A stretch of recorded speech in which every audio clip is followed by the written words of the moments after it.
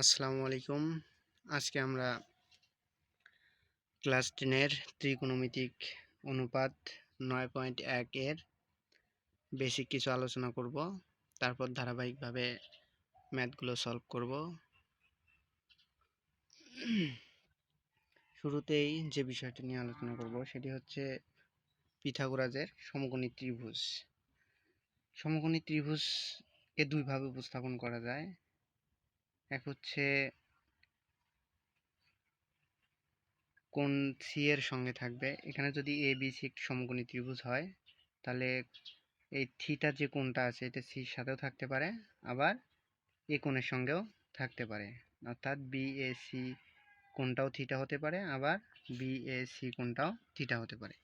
আমরা তো জানি সমকোণী ত্রিভুজ হচ্ছে যে ত্রিভুজের একটি কোণ এক সমকোণ অর্থাৎ 90 ডিগ্রি, তাকে সমকোণী ত্রিভুজ বলা হবে। এখানে বি কোণটা সমকোণ অর্থাৎ এ বি সি কোণটাই হচ্ছে সমকোণ অর্থাৎ 90 ডিগ্রি। তাহলে যে আমরা অতিভুজ সম্পর্কে জানি যে সমকোণী ত্রিভুজের বিপরীত বাহুটাই হচ্ছে অতিভুজ। তো সমকোণের বিপরীত বাহুটাই হচ্ছে অতিভুজ। তাহলে সমকোণ যদি এটা হয় তাহলে অতিভুজ হচ্ছে এটা। তাহলে অতিভুজের কখনো চেঞ্জ হয় না, অতিভুজ অতিভুজেই থাকে। থিটা এর অবস্থানের উপর ভিত্তি করে লম্ব আর ভূমি শুধু পরিবর্তন হয়। থিটা যদি সি কোণের সঙ্গে হয় তাহলে অতিভুজ, আমরা তো জানি সমকোণী ত্রিভুজের বিপরীত বাহুটাই হচ্ছে অতিভুজ। তাহলে থিটা কোণটা দুইটা বাহুর সমন্বয়ে গঠিত হয়েছে, একটা হচ্ছে এসি ও বিসি বাহু, যার এসি বাহুটা আমরা তো জানি অতিভুজ, তো অপর বাহুটি হচ্ছে ভূমি। থিটা কোণের সঙ্গে দুইটি বাহু থাকবে, যার একটি হচ্ছে অতিভুজ, অপর বাহুটি হবে ভূমি। আর যে তৃতীয় বাহুটি অবশিষ্ট থাকবে সেটি হচ্ছে লম্ব। তাহলে এখানে এবি হচ্ছে লম্ব।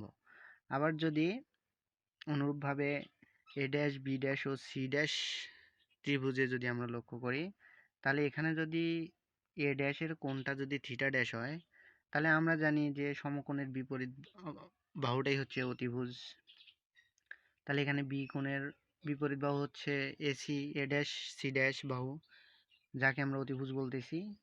তাহলে থিটা কোণটা a dash C dash O a dash B dash বাহু নিয়ে গঠিত হয়েছে। তাহলে এ ড্যাশ বি ড্যাশ বাহুটাই হচ্ছে ভূমি আর অপর বাহুটাই হচ্ছে লম্ব। এইটুকু পার্থক্য। তো এখান থেকে আরও কিছু বিষয় জানতে হবে। পিথাগোরাসের একটা উপপাদ্য আছে, সেটা আমাদের জানতে হবে বাহুগুলোকে সম্পর্ক করে। তাহলে পিথাগোরাসের সমকোণী ত্রিভুজের ক্ষেত্রে একটি সূত্র আছে, উপপাদ্য আছে, সেটা আমাদের জানতে হবে।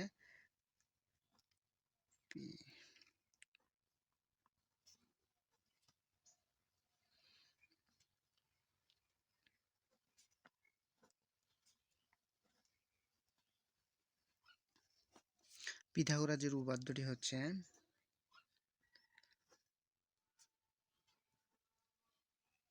অতিভুজ স্কয়ার সমান লম্ব স্কয়ার প্লাস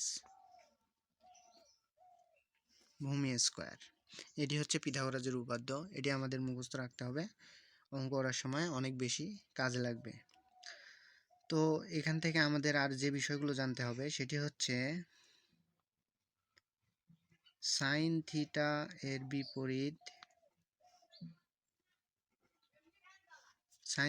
বিপরীত হচ্ছে কোসেক থিটা অথবা cosec theta.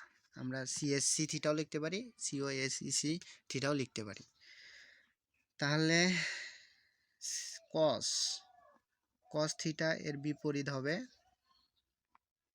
Sec theta, tan theta এর বিপরীত হবে কট থিটা। অনুরূপভাবে আমরা যদি বলতে চাই যে কোসেক থিটার বিপরীত হবে সাইন থিটা, সেক থিটার বিপরীত কস থিটা, কট থিটার বিপরীত হচ্ছে ট্যান থিটা, এভাবে আমরা বলতে পারি। তো এই তিনটা বিষয় আমাদেরকে অবশ্যই জানতে হবে। তাহলে আমাদের আরও যে সূত্রগুলো লাগতেছে সেটা হচ্ছে sine square theta plus cos square theta is equals to 1। 2 নম্বরে sec square theta minus tan square theta is equals to 1।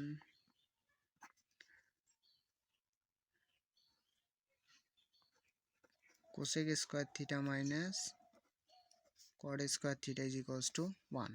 এখানে এই তিনটে সূত্র আমাদের লাগবে অঙ্ক করার সময়। আর যে সূত্র লাগবে সেটি হচ্ছে 4 নম্বরে ট্যান থিটা ইকুয়াল লম্ব ভাগ ভূমি, 5 নম্বরে কট থিটা ইকুয়াল ভূমি ভাগ লম্ব।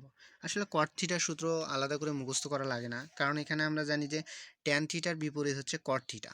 যেহেতু আমরা ট্যান থিটা মানে লম্ব ভাগ ভূমি জানতেছি, তাহলে কট থিটা অবশ্যই এর বিপরীত হবে, ভূমি উপরে যাবে লম্বটা নিচে আসবে, তাহলে ভূমি ভাগ লম্ব। আর যে সূত্রগুলো লাগতেছে, আর আমাদের জানতে হবে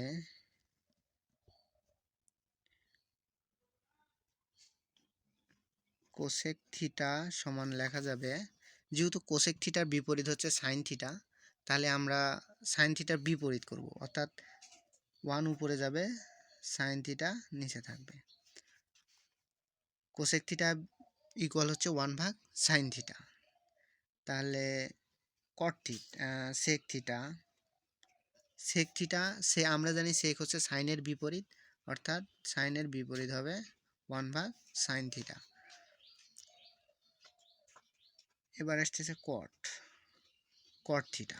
কট থিটা মানে কি হবে 1 ভাগ ট্যান থিটা, কারণ ট্যানের বিপরীত হচ্ছে কট বা কটের বিপরীত হচ্ছে ট্যান। অনুরূপভাবে যদি আমরা সাইন থিটা ইকুয়াল লিখতে চাই, তাহলে সাইনের বিপরীত হবে হচ্ছে কোসেক থিটা, তাহলে 1 ভাগ কোসেক থিটা হবে। আর সমকোণী ত্রিভুজটার ক্ষেত্রে আমাদের যে বিষয়গুলো লাগবে এখানে, সেটি হচ্ছে সাইন থিটা ইকুয়াল লম্ব ভাগ অতিভুজ, কস থিটা ইকুয়াল ভূমি ভাগ অতিভুজ, ট্যান থিটা ইকুয়াল লম্ব ভাগ ভূমি। এখানে কোসেক থিটা ইকুয়াল কী হবে সেটা আলাদা করে মুখস্থ করা লাগবে না। আমরা এর আগে দেখলাম যে সাইন থিটার বিপরীত হচ্ছে কোসেক থিটা, তাহলে সাইন থিটা মানে যদি লম্ব ভাগ অতিভুজ হয়, তাহলে কোসেক থিটা মানে অতিভুজ ভাগ লম্ব হবে, যেহেতু সাইন থিটার বিপরীত cosec theta. Same cos theta যেহেতু ভূমি ভাগ অতিভুজ, তাহলে কস থিটার বিপরীত হচ্ছে সেক থিটা। সেক থিটা মানে আমরা লিখতে পারি অতিভুজ ভাগ ভূমি।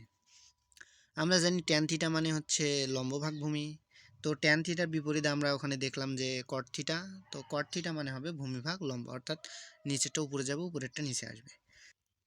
ত্রিকোণমিতিক অধ্যায় শুরু করতে আমাদেরকে এই বিষয়গুলো অবশ্যই মুখস্থ রাখতে হবে, এবং এই বেসিকগুলো আমরা যদি জানি তাহলে ত্রিকোণমিতিক অঙ্ক করতে আমাদের কোনো প্রবলেম হবে না ইনশাল্লাহ। আর আমরা পরবর্তী ক্লাসে sine square theta plus cos square theta equal 1, অর্থাৎ 1 2 3 এই তিনটা সমীকরণের প্রতিপাদন দেখব। অনেক সময় ম্যাথে আসে, ঘতে আসে যে sine square theta plus cos square theta equal 1 প্রমাণ করো। এই সূত্র তিনটার প্রমাণ আমরা পরবর্তী ক্লাসে দেখব। আর হচ্ছে চ্যানেলটি সাবস্ক্রাইব করে পাশে থাকবেন এরকম আরও ভিডিও পেতে। ধারাবাহিকভাবে এখানে গণিতের ক্লাস 10-এর ম্যাথ সমাধান করা হবে, এছাড়াও ইন্টারের ম্যাথ সমাধান করা হবে। আপনারা সাবস্ক্রাইব করে পাশে থাকবেন। আল্লাহ হাফেজ।